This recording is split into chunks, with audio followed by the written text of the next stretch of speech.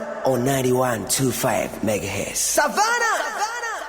T2T Radio. T2T Radio. Education for all, for all, for all. Education for all, for all, for all. Hello and welcome to T2T Radio.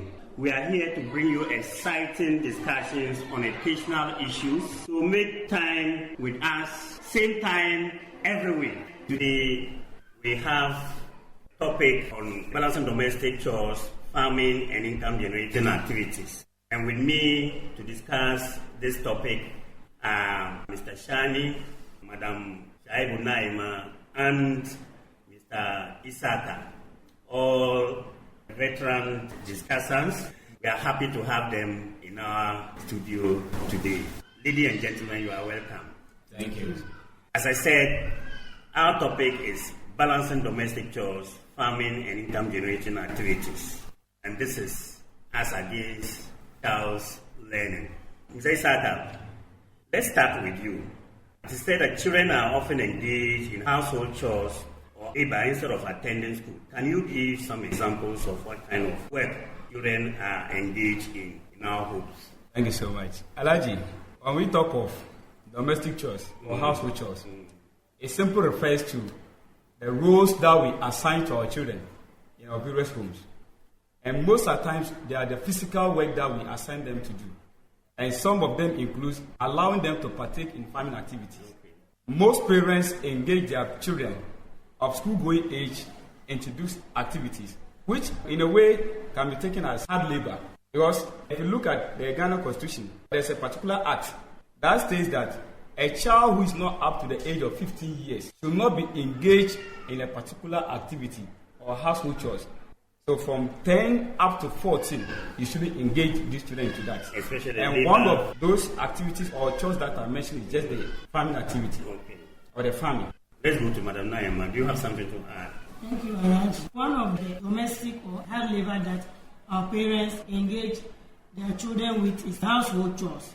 They engage these children to be doing all sorts of hard labor in the house, like washing of clothing. If it is left with only the particular child's clothing, that one will be okay. Sometimes they will add the siblings or even the parents' clothing, they will add it to the girl. The girl that is not up to 13 or 12 years, they will give it to her to wash, after which she will come to school. Or engaging her into washing of bowls. Late at night, by the time she sleeps, she will be tired. The following morning, she doesn't have the energy to come to school. Or she will even come to school and be sleepy.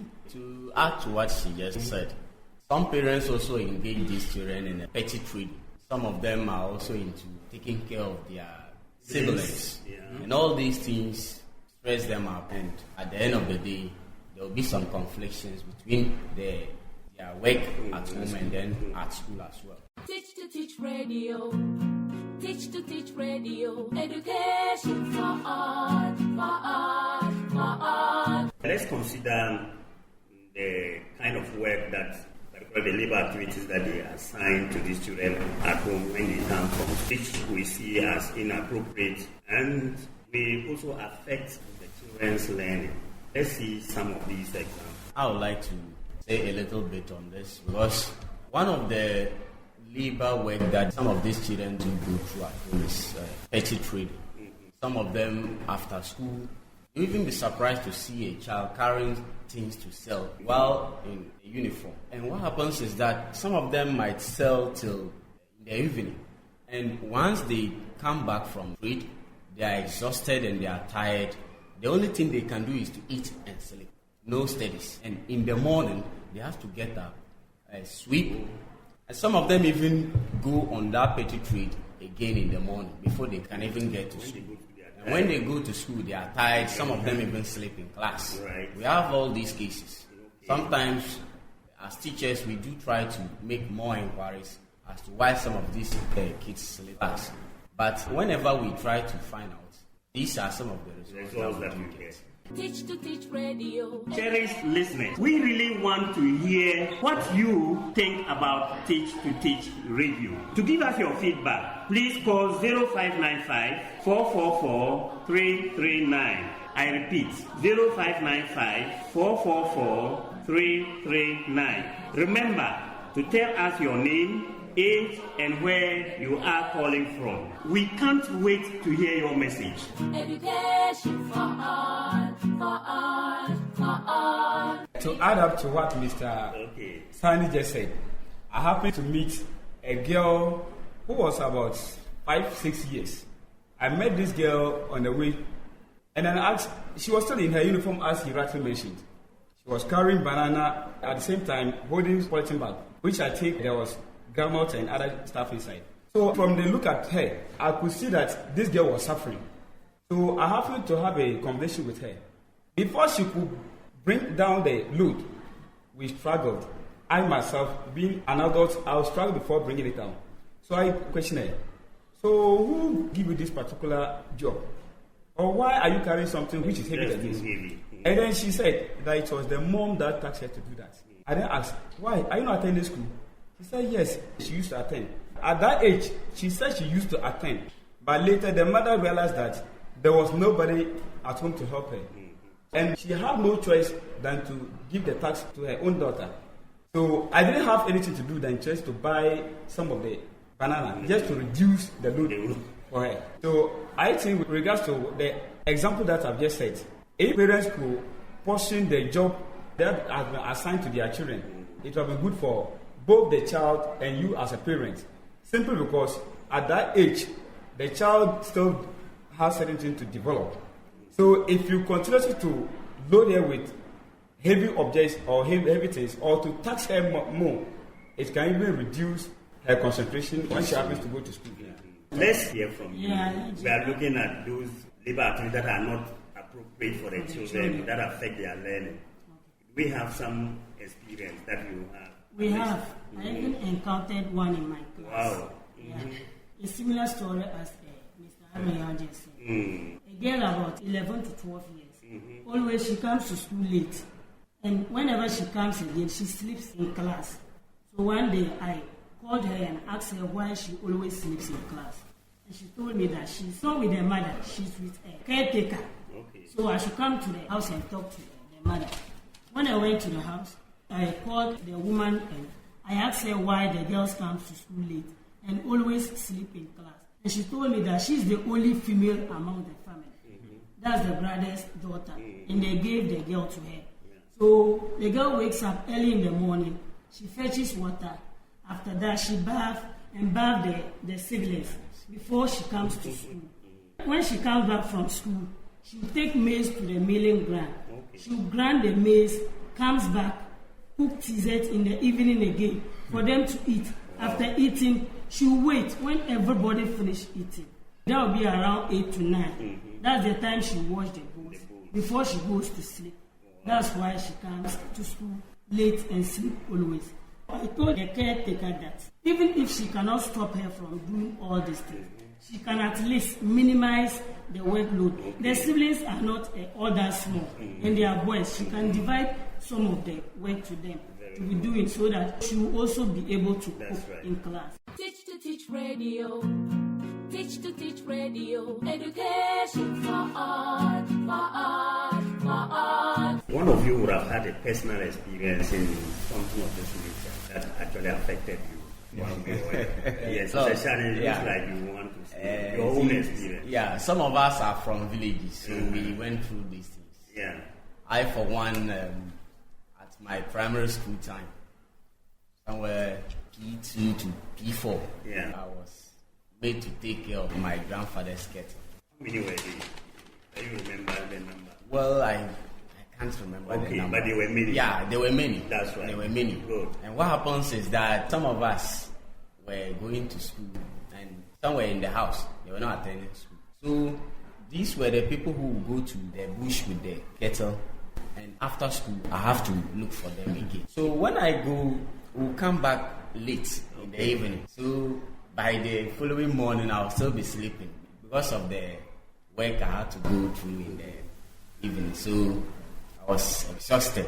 Even at my primary time, from basic 1 to basic 5, it affected me a lot. Can you believe in basic 5, I couldn't even write my own name on my exercise? Yeah, it affected me. So there was even a time I had to drop out. I dropped out in basic 5 because there was no improvement in my education. You couldn't see your way through. Yeah, I couldn't see my way through. So it was one day I just came back from the bush. My mom sat me down, gave me some counseling. So I went back to school and then I picked it up. Great. Though when I went back to school, I stopped following the... Is your mom educated? My mom is not educated. She's a petty trader.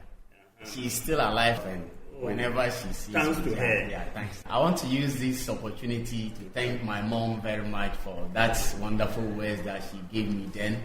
And even as at now, she's still supporting me because sometimes she still advises me. So I encourage all parents to do same because my mom, to me, is a genius. She always gives me good advice in life. Thank you very much. I think Mr. Aka is more than his personal experience. Please, let's hear you. I was trying to put myself into his shoe. Okay. Because I have similar experience, but at the primary level up to the junior high level. Okay. I was once a track pusher. Okay. Will you imagine at that age?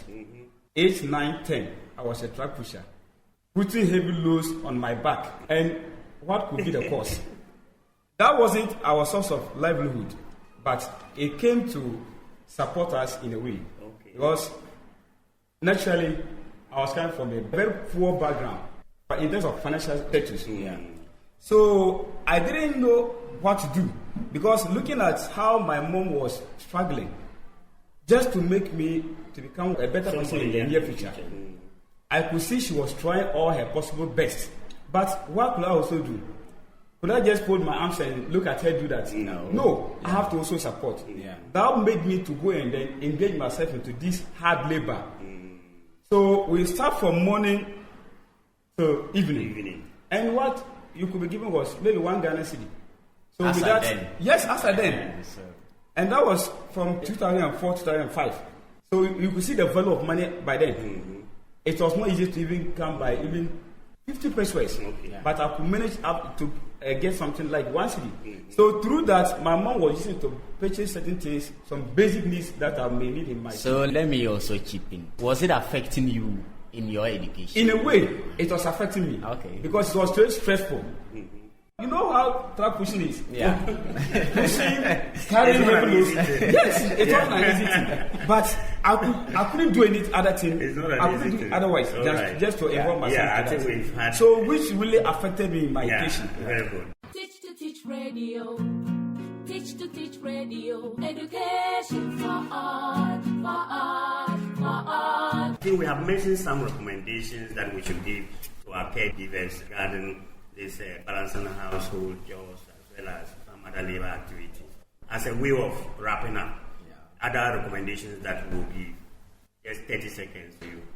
What I would like to say out to parents out there is that they're really trying their best. In that we don't know. We know they are trying their best. But what I would like them to do is at least reduce some of the workloads that they do give to these children. At least they can minimize it. Okay. And also at least make the children see the chores they are giving them as a form of learning and not a burden on them. All right. That's what Thank I you. just have to say. What I have to say is they should allow them some space to activate in school or take part in school activities. To add up to all what they said, I'm pleading with parents.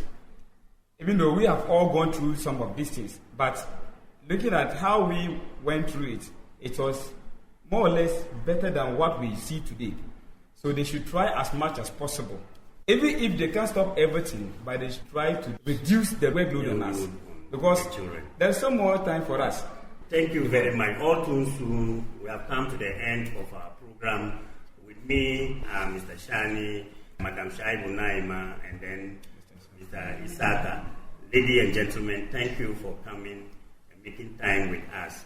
Welcome.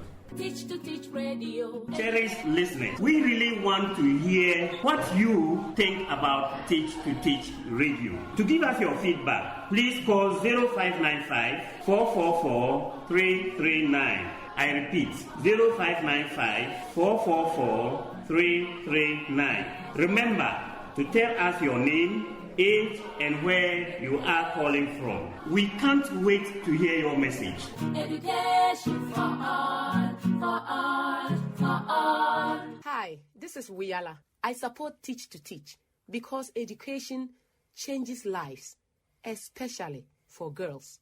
So let's take advantage of the positive impact education can have on our lives, our communities, and our people. Teach2Teach Radio is produced by Teach2Teach International in collaboration with the Center for Literacy and Vocational Studies and Radio Savannah. You can find Teach2Teach International and Teach2Teach Radio on YouTube, Twitter, and Facebook. On 91.25 MHz. Savannah!